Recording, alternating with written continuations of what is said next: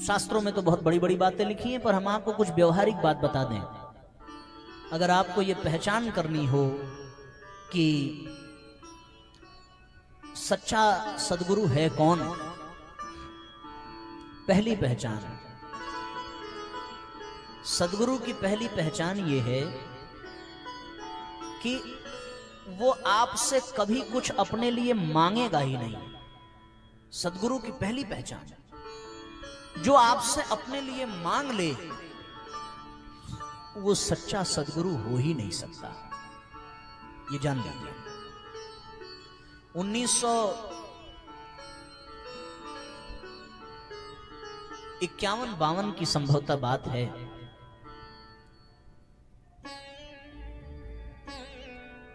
देश के बड़े प्रतिष्ठित, बड़े धनाढ्य व्यक्ति थे बिड़ला जी, और बिड़ला जी के सुपुत्र गुरु जी के पास गए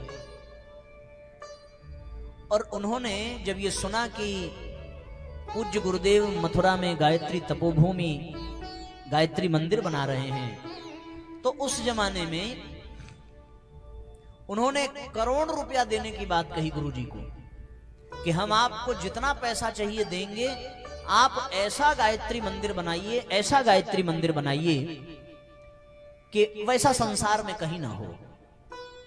बिड़ला मंदिर के सामने ही गायत्री मंदिर का निर्माण हुआ है। आप मथुरा जाएंगे, स्टेशन से संभवतः 4-5 किलोमीटर दूर मथुरा स्टेशन से है।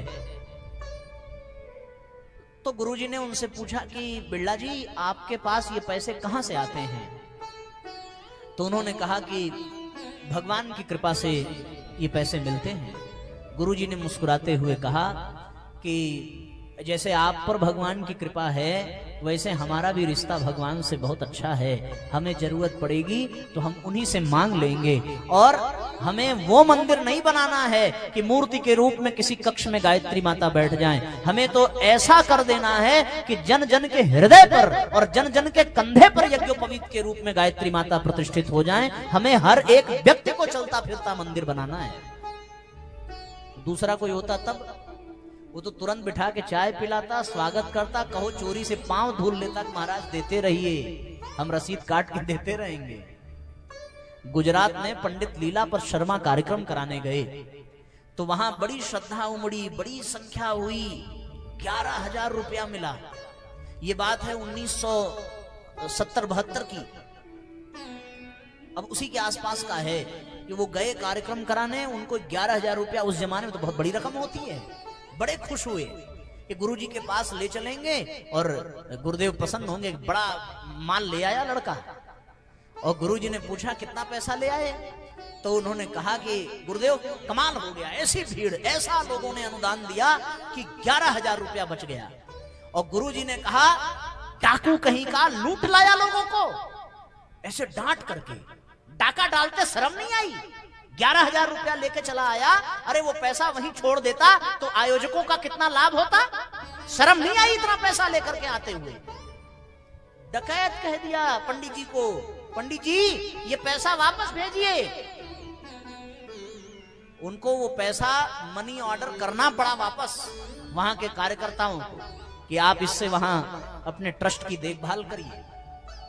सच्चा सद्गुरु होगा भैया तो वो मांगेगा नहीं और देने पर लेगा भी नहीं। सुनो ध्यान से, सच्चा सद्गुरु अपने लिए कभी नहीं लेगा। परम श्रद्धेय डॉक्टर प्रणव पंड्या जी जो गायत्री परिवार के प्रमुख हैं, उन्होंने जब पहली बार उनको सरकार से वजीफा मिला था, उन्होंने अब पहली बार पैसा पाया, 200 रुपया हर महीने उनको मिला। 60-65 की बात है। तो उन्होंने अपने पहले महीने का जो पैसा था 200 रुपया, उन्होंने मनी ऑर्डर कर दिया गुरुजी को मथुरा में। गुरुजी ने पूछा कि देखा पत्र खोल के कि हमारा ये पहले महीने का ये हमारा अंशदान है, हमें 200 रुपया मिला, हम आपको पूरा दे रहे हैं। तो गुरुजी ने पत्र लिखा। गुरुजी ने कहा कि हमें भगवान का काम करने के लिए पूरे महीने की कमाई नहीं चाहिए, हमें भगवान का काम करने के लिए तुम्हारी कमाई का एक अंश चाहिए और केवल एक अंश से ही भगवान का काम हो जाएगा। बाकी पैसा तो तुम घर परिवार के लिए अपने खर्च करो।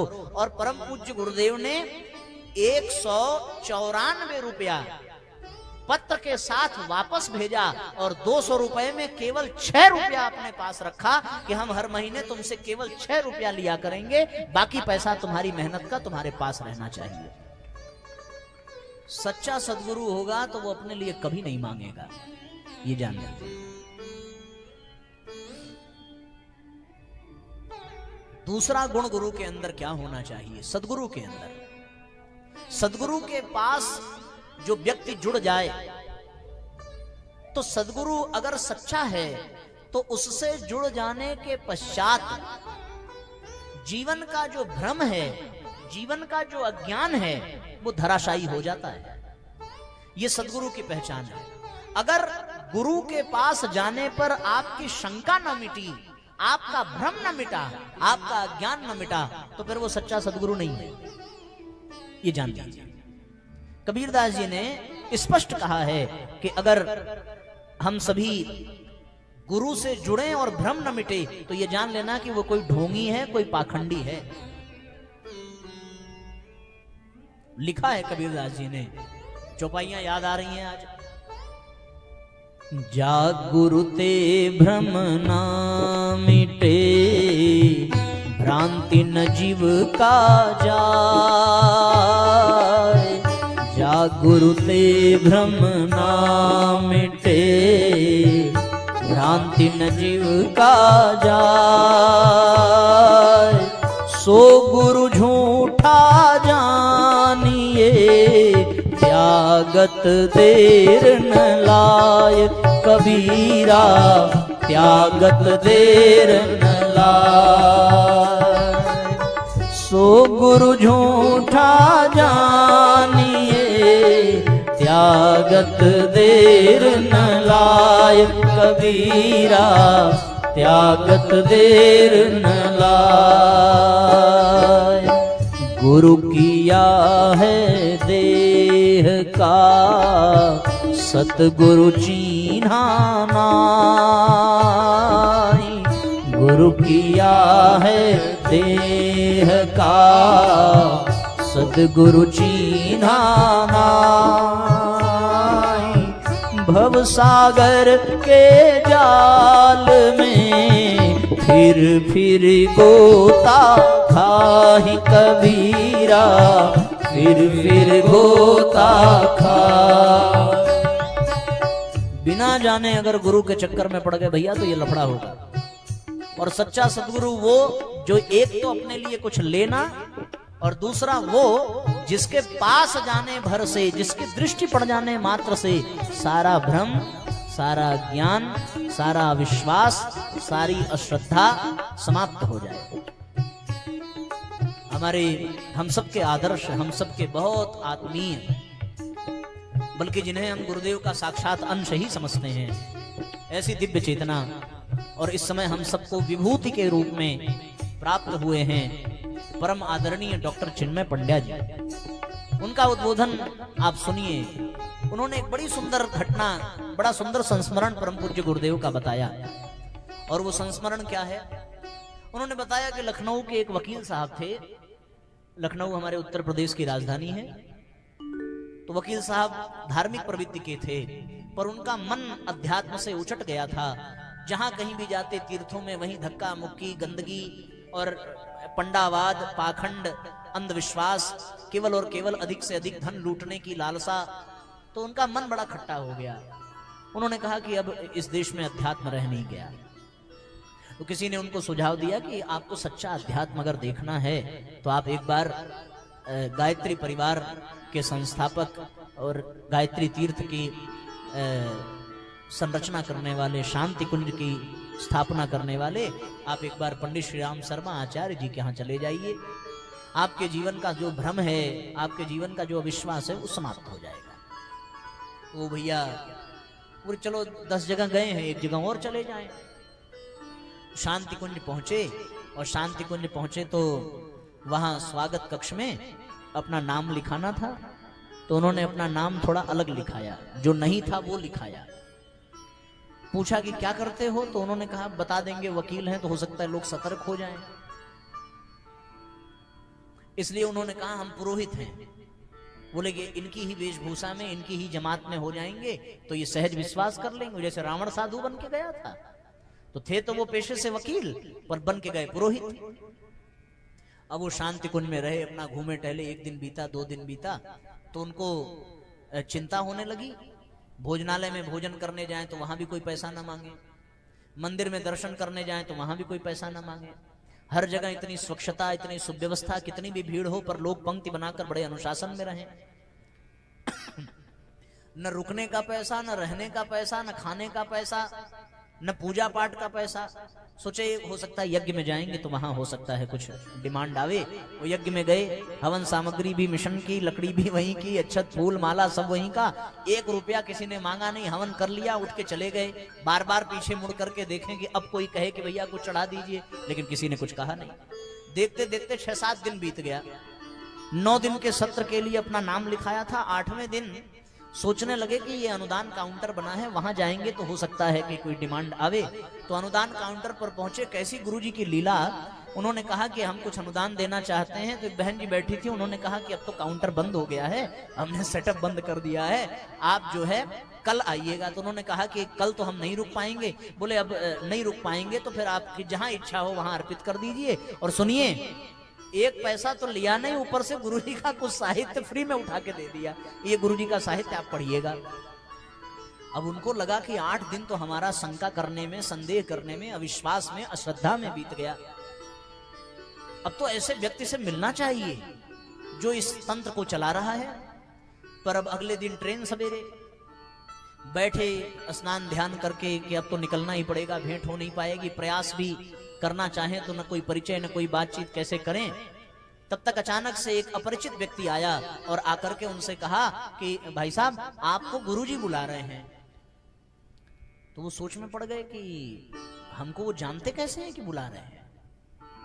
उन्होंने कहा 8 बजे मिलने का समय है। बोले ठीक है। अब वो 8 बजे समय आया, सब पंक्ति में गुरुजी का दर्शन करने जा रहे थे, तो उसी पंक्ति में वो भी शामिल हुए।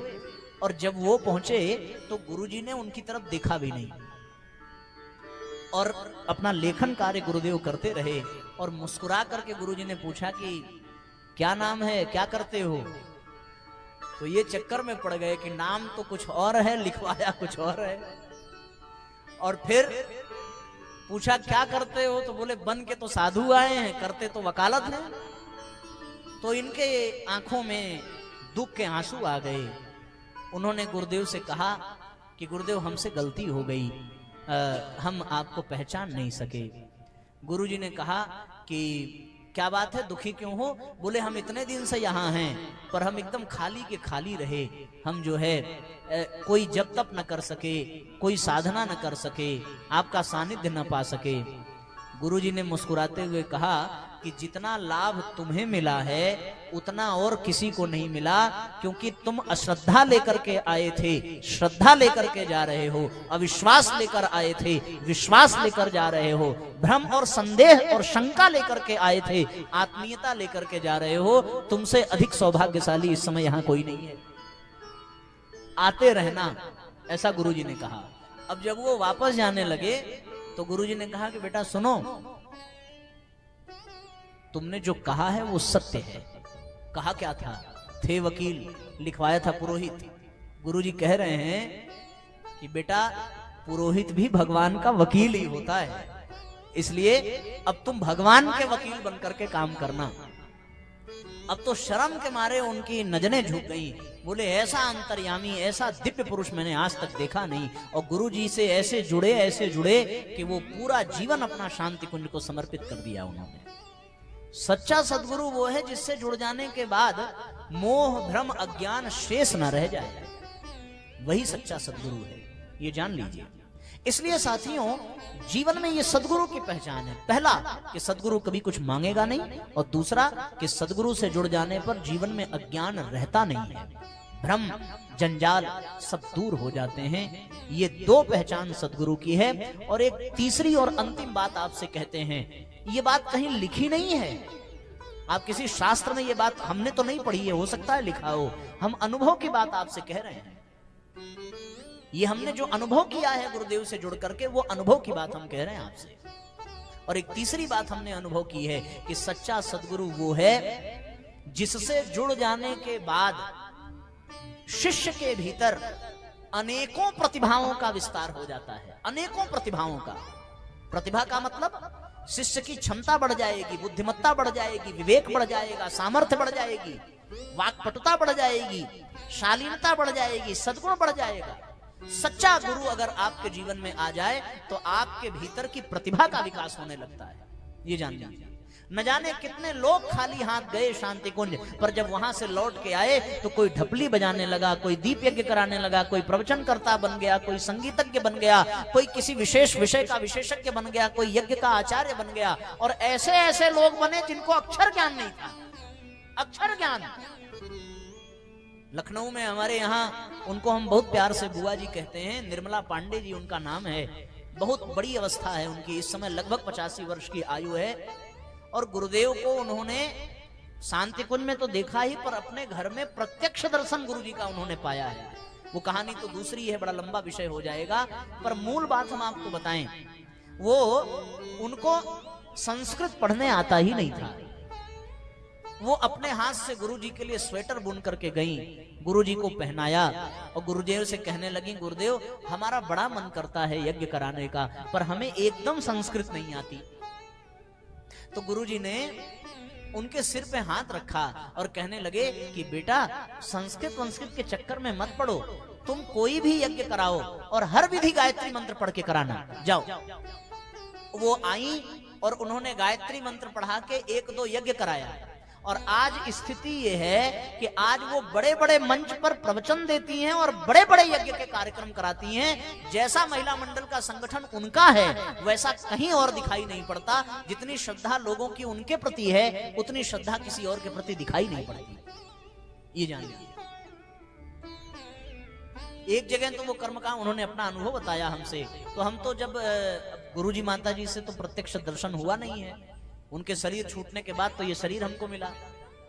पूर्व जन्म का साथ सानिध्य रहा, इसमें कोई संदेह भी नहीं है, और उसकी अनुभूतियां भी होती हैं। पर इस जन्म में तो ये शरीर उनके शरीर छोड़ने के बाद ही मिला, तो उनका तो दर्शन हुआ नहीं। तो हमें जब कोई ऐसा व्यक्ति मिल जाता है जो गुरुजी के समय का हो और गुरुदेव माता जी के पास रह चुका हो, बातचीत कर चुका हो, तो हम तो हर कार्य छोड़ के उसके पास कुछ देर बैठ जाते हैं और कुछ गुरुदेव की लीला, गुरुदेव के प्रसंग पूछते हैं जानबूझ करके। तो उन्होंने अपने जीवन का एक अनुभव बताया। उन्होंने कहा कि हम एक जगह यज्ञ कराने गए और उस घर में वास्तव में प्रेत बाधा थी, प्रेत बाधा। और जब यज्ञ का कार्यक्रम प्रारंभ हुआ तो ऐसी बाधा उनके यज्ञ में आने लगी कि कभी कलश गिर जाए, कभी अखंड दीपक गिर जाए, कभी घी पलट जाए, लकड़ियां जले ही ना। तो वो नेत्र बंद करके गुरुदेव से प्रार्थना करने लगी। उनको अनुभूति होने लगी कि यहाँ प्रेतात्मा का प्रभाव है, और उन्होंने वहीं जोर जोर से गायत्री मंत्र पढ़ना प्रारंभ किया। और वो कहती हैं कि 45 मिनट तक उनके नेत्रों से आंसू झरते रहे, गायत्री मंत्र होता रहा, और 45 मिनट के बाद उनको लगा कि अब वह प्रेत उस स्थान को छोड़कर चला गया है। उसके बाद उन्होंने यज्ञ प्रारंभ किया और सकुशल यज्ञ कराया, और वो यज्ञ उनका सफल हुआ। और फिर वो कहती हैं कि उस परिवार में कभी भी वैसी प्रेत बाधा का सुयोग फिर नहीं बना।